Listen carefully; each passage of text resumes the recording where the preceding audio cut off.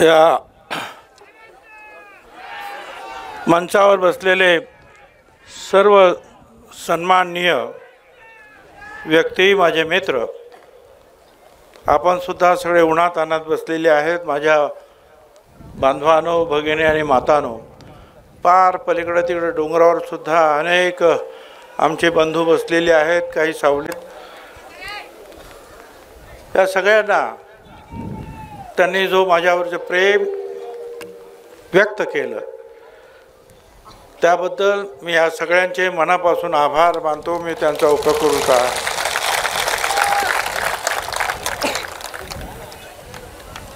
त्यांच्या या आशीर्वादाच्या कर्जातून, ऋणातून मुक्त होण्याचा प्रयत्न मी याच्यापुढे सुद्धा करणार आहे.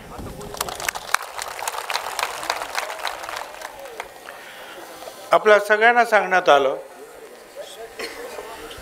1972 साली त्यावेळेचे स्वर्गीय आमदार जनुभाऊ पाटील, जनार्दन पाटील, प्रचंड दुष्काळ पडला होता. मला आठवत आहे, मी त्यावेळेला शिवसेनेत होतो आणि तनपुरे महाराज पंढरपूरचे, त्यांनी उस्मानाबादमध्ये कॅम्प काढला होता. मी माझगाववरून त्या मार्केटमधून आणि इतरून पैसा गोळा केला, भाजीपाला गोळा केला आणि ते सगळं घेऊन तिकडे जात होतो आम्ही. आणि इथं त्याच वेळेला जनुभाऊ रोजगार हमीच्या योजनेतून ह्या आपल्याला पाणी मिळेल का यासाठी जे आहे हा कालवा खोदण्याचं काम केलं. उद्देश हा होता की त्याच्या पुणे गावाला जे ओव्हरफ्लो होईल पाणी, ते पाणी आपल्या इथे येईल. दुर्दैवाने ते पाणी कधी आलं नाही, पण त्यांनी एक दिशा दाखवली की या दिशेने गेलात तर कधीतरी तुम्हाला तुमची मंजिल सापडल्याशिवाय राहणार नाही, ही दिशा त्यांनी दाखवली. आणि मग मी पण ठरवलं की ठीक आहे, याच दिशेने जायचं. प्रयत्न सगळ्यांनी केले. माजी आमदार मारुतीराव पवार यांनी केले, कल्याणराव पाटलांनी केले. पण हा प्रश्नच एवढा जटिल होता, अवघड होता की त्या सोडवण्यासाठी ते सुटले नाहीत म्हणून मी त्यांना दोष देऊ शकणार नाही. अतिशय जटिल प्रश्न. पाणीच जर पुणे गावाला जर ओव्हरफ्लो होत नाही तर पाणी येणार कसं? परत तो सगळा कालवा बुजून गेला. मग तो परत कालवा मी तयार केला, परत खर्च केला, सुरूच गेला, पाणी येईना. ते करता करता मला लक्षात आलं हे पाणी येणार कसं. 2009ला मगाशी सांगितलं, सगळा इतिहास सांगणार नाही, कॅबिनेटची मीटिंग झाली आणि मी सांगितलं, त्या अशोकराव चव्हाण मुख्यमंत्री होते, मी मंत्री होतो, आणि मी त्यांना सांगितलं ह्या सगळ्या खोऱ्यामध्ये 55 TMC पाणी आहे. 55. जळगावला तापीचं पाणी जे आलं 110 TMC, त्यातलं 11 TMC पाणी आपण घेतलं. पैसा नाही म्हणून 99 TMC पाणी अजूनही उकाई धरणामध्ये जात आहे महाराष्ट्राचं. आणि या इथं 55 TMC पाणी. मी म्हटलं हे पाणी आणलं पाहिजे, कारण कायदा असा आहे, ज्या राज्याच्या भूमीवर पाऊस पडेल ते पाणी त्या राज्याचं. मध्ये डोंगराची मोठी रांग, पलीकडे आणखी जमीन, 3000 3500 मिलीमीटर पाऊस पडतो, पण पाणी इकडे यावं कसं? पाणी समुद्रात तरी नाही तर गुजरातकडे तरी. आणि मग मी सांगितलं की यांना वळण बंधारे बांधा, वळण बंधारे बांधा. वेगवेगळे डॅम्स वेगळे असतात. नदी आलेली आहे, नदीतून खूप पाणी येत आहे, त्याच्यावर मोठा डॅम बांधला जातो, त्याला गेट केला जातो, पाणी साठवतात आणि मग हळूहळू पाणी कालव्यातून जातं. हे आपल्याकडे उलटं होतं. आपण 12 बंधारे बांधले वेगवेगळ्या ठिकाणी आणि तिकडं जाणारं पाणी अडवलं आणि ते पाणी अडवून जो साठा झाला तो आपल्याकडे कसा यावा, कारण डोंगर 10.5-11 किलोमीटर बोगदा तयार झाला. 2 ट्रक जातात एकाच वेळेला. त्यावेळेला मशीन नव्हती आमच्याकडं, हाताने काम केलं लोकांनी. हळूहळू हळूहळू हळूहळू पण हा बोगदा करायचाच. पुढे आणखीन एक डोंगर लागला, 1.5 किलोचा बोगदा करायचाच. केला आणि सगळं पाणी आलं. खूप पाऊस पडला, पाणी अडलं तिकडं. पाणी तिकडं अडल्याबरोबर त्याला वाट पाहिजे होती, ते डोंगराच्या बोगद्यामध्ये शिरलं आणि आपल्याकडे आलं. आपल्याकडे आलं ते पाणी आम्ही ते पुणे गावाला नेलं आणि पुणे गावावरून सांगितलं चला आता आमच्या या कालव्यात सोडा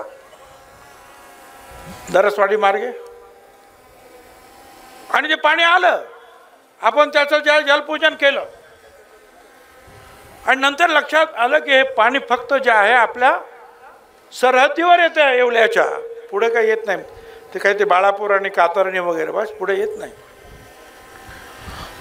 आणि म्हटलं झालं का, तर मागे जे आहे तो जो कालवा होता तो कधी कालवा फुटायचा, कधी त्या कालव्यातून जे आहे पाणी एवढं झिरपायचं का शेतकरी म्हणायचे आमच्या जमिनी उपाळल्या, पाणी बंद करा. पाणी बंद करायचे, पाणी काही पुढे येत नव्हतं. आता काय करायचं. पण हिम्मत तुकाराम महाराजांनी म्हटलेला आहे, प्रयत्ने रगडिता वाळूचे ते लगळे. म्हटलं पाणी तर आणायचं आहे. बैठण गेले आणि मग परत म्हटलं की याला सिमेंट कॉन्क्रीटचीच आहे, लेप लावून टाका. अख्खं 160 किलोमीटर 160 किलोमीटर जवळजवळ 80% काम पूर्ण झालं. 1.5 वर्षाचं काम होतं. कॉन्ट्रॅक्टरच्या रोज मागं 80% काम झालं. आणि आज आपण तो पाहतो आहोत. पाणी मांजरपाड्याला पडलं, बोगद्यातून पुढे आलं. पुणे गाव दरसवाडी दरमजल करत करत करत आज इथं पोचलं. हे समोर महादेवाचं मंदिर आहे. त्या भगवान शंभो शंकराला माझं सांगणं आहे, शंभो तुमच्या जटेतून गंगा अवतरली आणि ती वाहू लागली. तीच गोदावरी गंगा तुमच्या दर्शनासाठी परत इथं या डोंगरगाव मध्ये परत आली.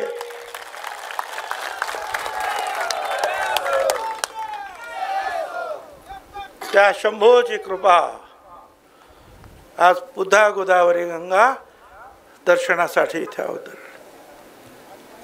आनंद खूप आहे. खरं तर आम्ही सगळ्यांना सांगितलं होतं या या या, काही आले नाहीत.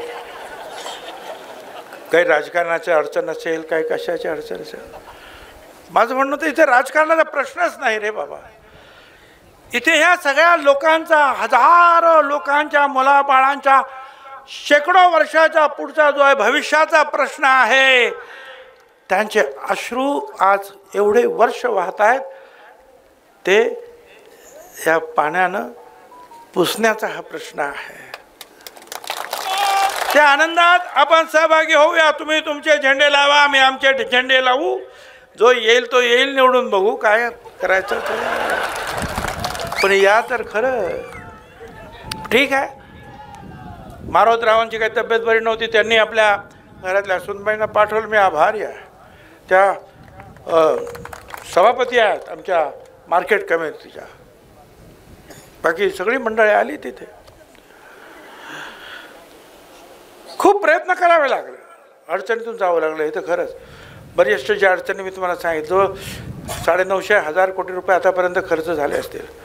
पण मला ह्या लोकांना सांगायचं, गोसीखुर्दसारखा प्रकल्प किंवा अनेक असे प्रकल्प आहेत, डॅम्स आहेत, 25 50 वर्ष हजारो कोटी रुपये खर्च करून अजूनही पूर्ण झाले नाही. आमचा प्रकल्प छोटा आहे, फार मोठा नाही आहे, छोटा आहे. पण उलटी गंगा वाहण्याचं काम आम्ही केलं. तिकडे जाणार पाणी आम्ही इकडे घेऊन आलो. याच्यामध्ये अनेक इंजिनियर्सचे प्रयत्न कामाला आले. संघाने म्हणून एक होते, मला जे काय नाव आठवते ते सांगतो. त्यांनी तो कालव्याच्या वेळा काम केलं होतं. त्याच्यानंतर अलीकडे त्या संगीताताई जगताप म्हणून होत्या. त्याच्यानंतर डोकचावळे आणि ही सगळी मंडळी जी आहेत यांनी मदत केली.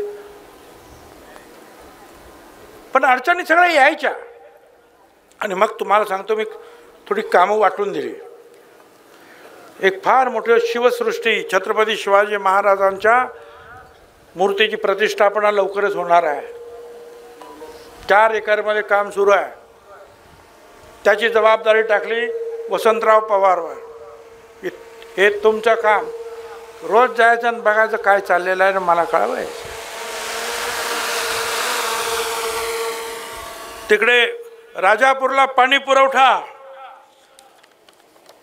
घरोघरी पाणी पुरवठ्याचं काम. आणि धुळगाव जवळजवळ 250 कोटी रुपयाचं काहीतरी काम आहे, बरोबर. एकाची राजापूरची जबाबदारी दिली ज्ञानेश्वर दराडेला आणि दुसरी धुळगावची दिली ठोंबरेंना. हे म्हटलं तुमचं काम. रोज मला सांगायचं. आणि ही 2 प्यायच्या पाण्यात राजापूर आणि धुळगाव पाणी पुरवठा काम जेव्हा पूर्ण होईल, येवला तालुक्यामध्ये जवळपास 100% लोकांना नळामध्ये प्यायचं पाणी उपलब्ध होणार आहे. काम सुरू आहे, पण त्याला आणखी 2-3 महिने लागू शकतात. आणि मग या कामासाठी जे आहे आम्ही सांगितलं, मोहन शेलार हे तुमचं काम. हे जे काय अस्तरीकरण आहे हे कुठे थांबता कामा नये. काय असेल तर मला सांगायचं. मग ते 2 कॉन्ट्रॅक्टर, कधी त्यांना पैसे नाही मिळाले म्हणून थांबले, कधी शेतकरी आडवे आले म्हणून थांबले, कधी काय, कधी ऊन खूप पाणीच मिळेल ना म्हणून थांबलं. सगळं ते पाहायचे, जायचे इकडे तिकडे. आणि या सगळ्या कामावर अर्थातच हे मला कबूल केलं पाहिजे, आमच्या ऑफिसमध्ये काम करणारे आमचे बाळासाहेब लोखंडे येवल्याची सगळी कामं शोधायची आणि कामं करायचे. आणि तिकडे जे आहे त्या मंत्रालयामध्ये महेश पैठणकर आणि आमचे दुसरे लोक त्याने जे आहे धक्के मारायचे. आता आणखीन जे आहेत हे राजपूत वगैरे दुसरे लोक आहेत. आणि या सगळ्यांवर परत जे आहे जटिल प्रश्न सोडवण्यासाठी वारंवार मग दिलीप खैरे, समीर भाऊ भुजबळ, काय प्रॉब्लेम आहे असं ही जी आहे उतरंड फार मोठी आहे. याच्यातले सगळे लोक त्याच्यामध्ये आहेत की त्यांनी हे काम केलं म्हणून हे हळूहळू पुढे गेलेलं आहे. कामं तर अजून पुढे खूप होणार आहेत. ह्याच्यानंतर सुद्धा मी सांगितलं, बनकर साहेब आता पिंपळसपासून येवल्यापर्यंत 560 कोटी रुपयाचं 4 पदरी कॉन्क्रिटीकरणाचं काम होत आहे. आता तुमच्यासारखे तज्ज्ञ त्याच्यामध्ये आहेत, त्यांनी लक्ष द्या. काम मजबूत झालं पाहिजे तेवढं पहा. परत मगाशी मी सांगितलं राजापूर पाणी पुरवठा 188 कोटी आणि धुळगाव सोळागाव पाणी पुरवठा 73 कोटी. 188 अधिक 73 कोटी एवढं मोठं ते काम आहे. येवल्याच्या 38 गाव पाणी पुरवठ्यासाठी नवीनकरण केलं, त्याचं 20 कोटी रुपये. जगदंबा कोटमगाव 75 कोटी रुपयाचा प्रस्ताव परत दिला. 15-20 कोटीचं काम केलं, आणखी नवीन प्रस्ताव दिला. मुक्तीभूमीसाठी जिथे बाबासाहेब आंबेडकरांनी घोषणा केली जवळ 30 कोटी रुपयाचं काम केलं. आणि येवला शहरामध्ये 82 कोटीचं काम आता सुरू आहे. 100 कामाचे, जवळपास 100 कामाचे जे आहेत भूमिपूजन सुरू आहेत आणि काम सुरू आहे. काम काम काम काम खूप काम आहे, काम चालूच आहे काय. पण आता पुढं असं आहे की मी जास्त वेळ न घेता की हे पाणी आणखी पुढं कसं काय होणार. इथं मगाशी सांगितलं कोणी पाईपलाईन फोड, ते कालवाच फोडला,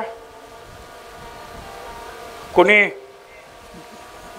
येणारी जी छोट्या नदी आणि त्याच्यावरून आपला कालवा म्हणून त्याच्यामध्ये टाकलेला पाईप होता, इकडून पाणी तिकडे जावं, त्यालाच भोकं पाडून टाकले त्या पाईपाला. म्हणजे सगळं आपलं पण पाणी जे आहे कुठेतरी निघून जाईल. मला कळलं नाही हे का कशासाठी करता. अरे आम्ही ठरल्यानंतर पाणी आणणार आणि एवढं केल्यानंतर पाणी येणार नाही म्हणजे काय, आम्ही आणणारच. आणि मग तुम्हाला मी सांगतो जवळजवळ 100 माणसं जे आमचे कार्यकर्ते आहेत ना इकडे आजूबाजूला सगळे उभे आहेत, हे सगळी मंडळी काही बसलेली आहेत पण बरेचसे जे आहेत कामावर आहेत. 2 रात्र आणि 2 दिवस हा संपूर्ण कालव्यावर जे आहे गस्त सुरू झाली, संपूर्ण कालव्यावर.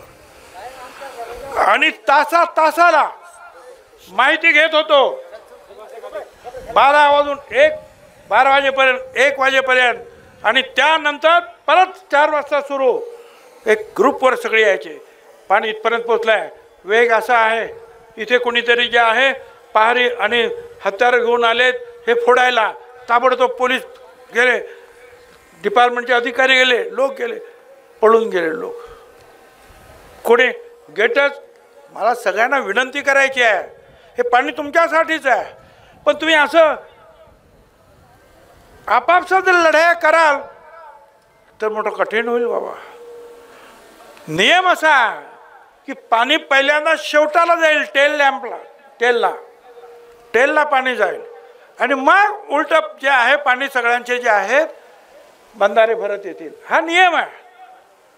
आता शेकडो वर्ष, 55 वर्ष का शेकडो वर्ष थांबलात तुम्ही, जरा आता थोडे काही तास थांबायला काय हरकत आहे.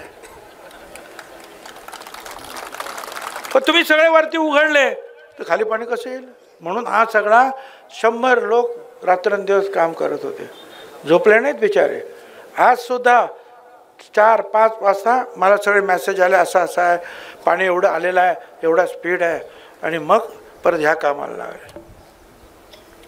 याच्यानंतर तुमच्यातली जी काही प्रमुख मंडळी आहेत त्यांनी बसून जे आहे त्याचा अभ्यास करायला पाहिजे आणि हळूहळू त्या सगळ्यांची एक कमिटी वगैरे करा आणि सगळ्यांना समजून सांगा पाणी सगळ्यांचं आहे.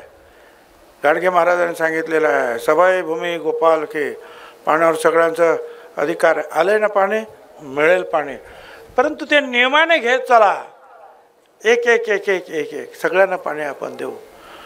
मग आता जसं जे आहे हे काम झालं, पाणी आणखीन आणलं पाहिजे. मागच्या आठवड्यामध्ये कॅबिनेटला एक मीटिंग झाली, त्याच्यामध्ये नारपारचं जे आहे 10 TMC पाणी जे आहे नदी वळण योजनेसाठी जे आहे प्रोजेक्ट मंजूर झाला, काहीतरी 10,000 कोटीचा. पाणी आम्ही तुम्हाला मगाशी सांगितलं पाणी आहे तिथे, आम्ही पण थांबणार नाही.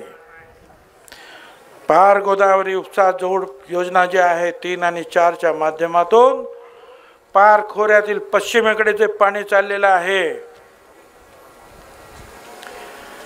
500 मीटरपर्यंत ते खाली असेल. 5 TMC पाणी लिफ्ट करून जे आहे आपण या मांजरपाड्यामध्ये आणणार आहोत. 5 TMC पाणी सोडणार ना.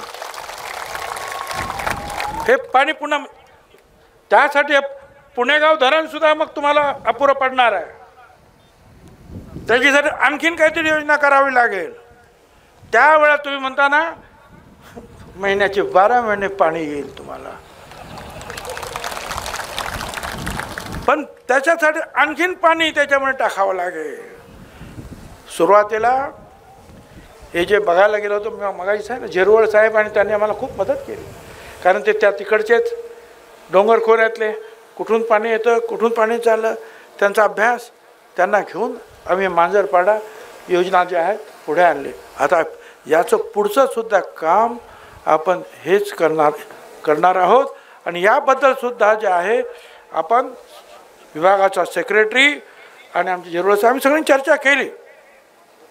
मांजरपाडा गुगुळ या प्रभावी योजना राबवून या योजनेचं सुद्धा पाणी पुणेगाव आणण्यामध्ये सर्वेक्षण झालं. त्याचा DPR सुद्धा तयार करण्याच्या सूचना दिलेल्या आहे.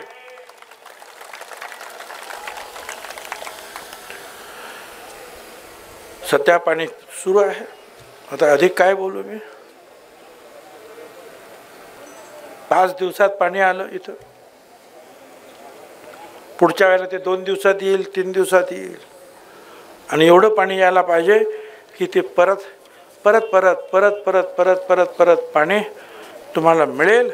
अशा पद्धतीनं जे आहे पाण्यापासून कोणी वंचित राहणार नाही याच्यासाठी आपण प्रयत्न करू.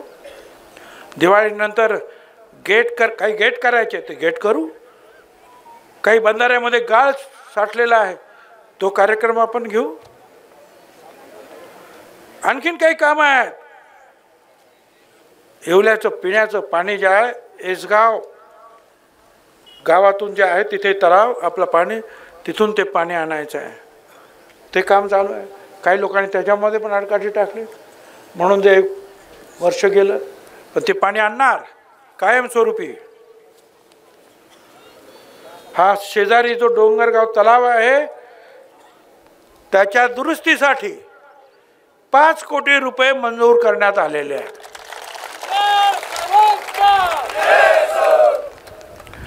शिवसृष्टी लवकरच आपण साकार करतो आहोत. तुम्हा सगळ्यांना विनंती आहे आपण वाजत गाजत छत्रपती शिवाजी महाराजांना घेऊन येणार आहोत येवल्यामध्ये. आणि अतिशय भव्य अशा प्रकारची शिवसृष्टी आपण निर्माण करणार. आपण या कार्यक्रमात सगळ्यांनी गेलं पाहिजे. हा सुद्धा माझा एक ड्रीम प्रोजेक्ट ज्याला म्हणतो ना, हा ड्रीम प्रोजेक्ट होता माझा. असे खूप ड्रीम प्रोजेक्ट माझे होते. महाराष्ट्र सदन दिल्लीत दुसरी बिल्डिंग नाही अशी बिल्डिंग बांधली. लोकांनी मला अडचणीत आणलं. कोर्टाने सांगितलं याच्यावर केसच होत नाही, जा बाहेर. चला निघून गेलो. आज 13, 14, 15 वर्ष 5 स्टार. पण राष्ट्रपतींनी सांगितलं राष्ट्रपती भवनानंतर हीच बिल्डिंग दिल्लीमध्ये महाराष्ट्र भवन.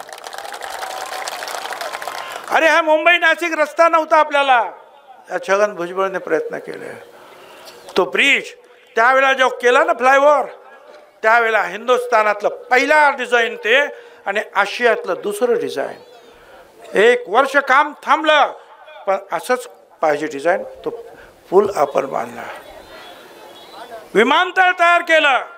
आता विमानं बँगलोर दिल्ली वगैरे जायला लागले. बोट क्लब तयार केला. सलमान खाननं त्याचं उद्घाटन केलं. सप्तशृंगी गड आम्ही सगळे, मी तर लहानपणापासून जातो. मला तर अतिशय सुखदुःखामध्ये त्या आठवणी आहेत. पूर्वी रस्ता नव्हता, चढून जायला लागायचं. 3-4 तास लागायचे वरती जायला. रस्ताचं झाला. पायऱ्या चढायचं काम. मी 1980ला स्वित्झर्लंडमध्ये एक प्रोजेक्ट बघितला होता. अरे डोंगरावर अशी जाणारी आगगाडी. म्हटलं हे कसं काय आगगाडी अशी डोंगरावर कशी काय चालली. सरळ चालली आहे. हा मी म्हटलं हे असलं काहीतरी आपल्याला करायचं राहा. आणि आज ती फ्युनिक्युलर ट्रॉली ज्याला आपण म्हणतो ती खालून जी निघते ती एकदम मंदिरामध्ये पोहोचते. 3-4-5 मिनिटामध्ये. एक पायरी सुद्धा चढावं लागत नाही राव. अख्ख्या हिंदुस्थानात कुठेही नाही, फक्त आपल्याच इथे नाशकात आपण केलं. तसेच हे सगळे आहेत. रस्ते केले आपण, नाट्यगृह बांधलं, पुतळे उभे केले, हॉस्पिटल बांधलं, क्रीडा संकुल बांधलं, मुक्तिभूमी केली, अनेक कामं आपण केली. पण पाण्यासारखं काम मात्र जे आहे त्याला तोड नाही. ज्या ज्या वेळेला रात्री 12 वाजता आणि 1 वाजता आणि सकाळी 3-4 वाजता माझ्याकडे सगळे पाठवायचे ते फोटो आणि ते व्हिडिओ. आमच्या आया बहिणी त्या पाण्याची पूजा करतायत. आमचे आजोबाच्या वयासारखी माणसं जे आहेत त्याची पूजा करून ते पाणी ते गढूळ आहे का काय पाहिलं नाही, पिऊन घेतलं आणि डोक्यावर लागलं. बस पावन झालो. महिला पुरुष आनंदाने नाचत होत्या, काही रडत होते. हे सगळं पाहून जे आहे ना, मला मगाशी काही तिथे पूजन करताना आमच्या एका टी व्हीवाल्यांनी विचारलं, तुमच्या भावना काय? तोंडातून शब्द फुटत नाही, मी काय सांगू भावना. ह्या सगळ्यांचे अश्रू हे आनंदाश्रू आहेत, हे विजयाचे अश्रू आहेत की आम्ही हे करू शकतो. आणि यापुढे सुद्धा जे आहे आपण करत राहणार आहोत. हा पूर्णविराम नाही, हा मराठीत ज्याला म्हणतात ना स्वल्पविराम आहे. स्वल्पविराम, पॉज म्हणतात, तो पॉज आहे, हे कम्प्लिशन नाही. हे तर काम याच्या पुढे सुरू राहणार. पण त्यासाठी तुमच्या सगळ्यांच्या आशीर्वादांची गरज आहे. सगळ्यांच्या. लाडकी बहीण योजनेनुसार तर आपल्याला 55,000 आमच्या भगिनींना पैसे मिळाले आहेत. आमच्या येवल्यामध्ये 55,000, 1,500 प्रमाणे 2 महिन्याचे 3,000 रुपये मिळाले. काय 1,000-2,000 राहिले असतील काही, ते पण माहिती. वेगवेगळे काम आहेत. पण हे जे आहेत हे कायमस्वरूपी तुमच्या मुला बाळांना, सगळ्यांना, महिलांना, पुरुषांना, सगळ्यांना हे पाणी जे आहे हे उपयोगी पडणार आहे, हे पाणी. आणि म्हणून मी म्हटलो, बा शंकरा, तुझ्या जटेतून गंगा वाहिली आणि तीच गोदावरी गंगा परत तुझ्या दर्शनासाठी या शंभू महादेवा तुझ्या पायाशी आली. पावन करून घे. धन्यवाद. जय हिंद, जय महाराष्ट्र.